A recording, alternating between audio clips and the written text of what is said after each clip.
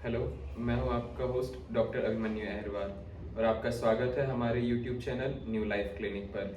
आज का हमारा टॉपिक है घर बैठे बिना पल्स ऑक्सीमीटर यूज़ किए हम कैसे जान सकते हैं कि हमें कोरोना का गंभीर संक्रमण है, जिसके लिए हम तैयार हो सकें कि हमें हॉस्पिटल में बेड चाहिए या फिर हम होम आइसोलेशन में ठीक हो सकते हैं।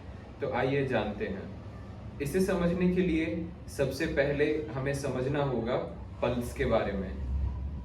पल्स के बारे में इसलिए बात कर रहा हूँ क्योंकि अब कोरोना के बहुत सारे स्ट्रेन आ चुके हैं और सभी स्ट्रेन का बिहेवियर अलग अलग है, जिस कारण से इन्हें HRCTC के अलावा किसी और टेस्ट में डिटेक्ट करना थोड़ा मुश्किल हो रहा है।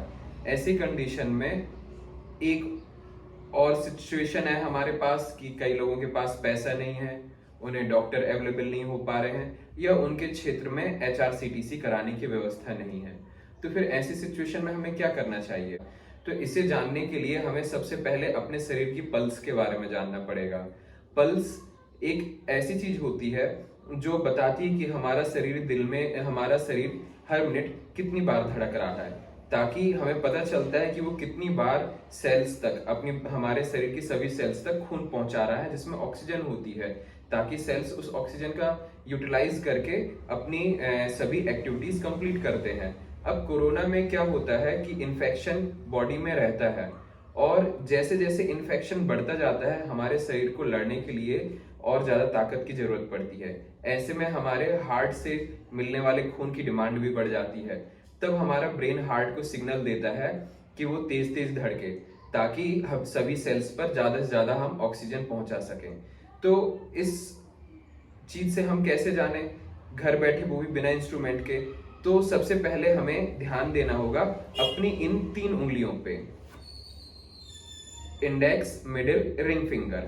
अब हमें अपने लेफ्ट हैंड पे इसे इस तरह से रखना है, यहां पर ठीक इस जगह पर, ताकि जो इंडेक्स फिंगर रहे वो आपके हार्ट की ओर रहे और जो रिंग फिंगर रहे वो आपके बाहर की ओर रहे।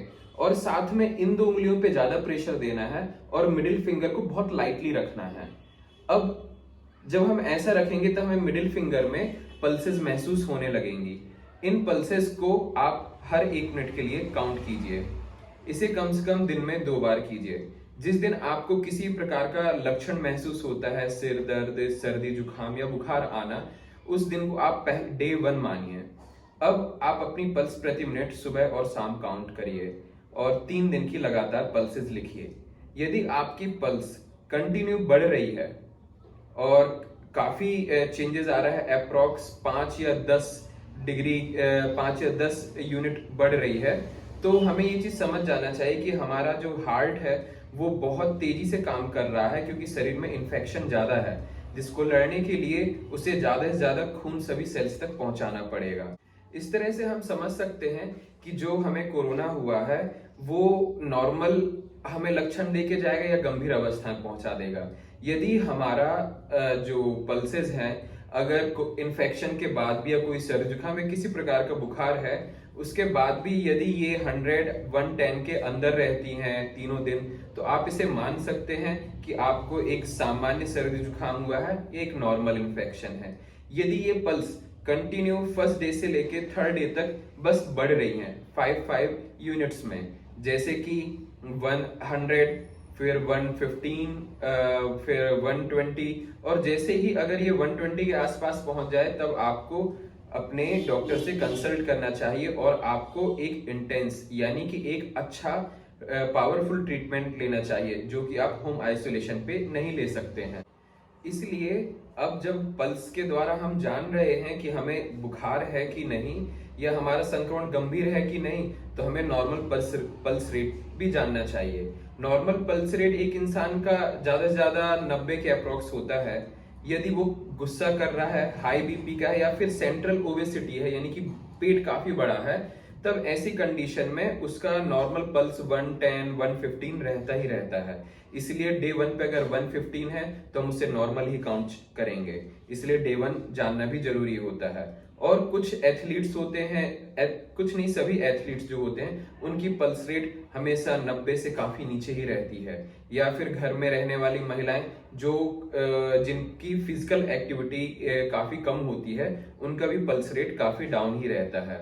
यदि घर में रहने वाली महिलाएं अपने पहले दिन पर पल्स 90 पाती हैं और उसके बाद तीनों दिन लगातार उनका पल्स बढ़ रहा है, जैसे कि 90, 95, 100, 105, तो वो समझ सकती हैं कि उनको एक गंभीर संक्रमण हुआ है।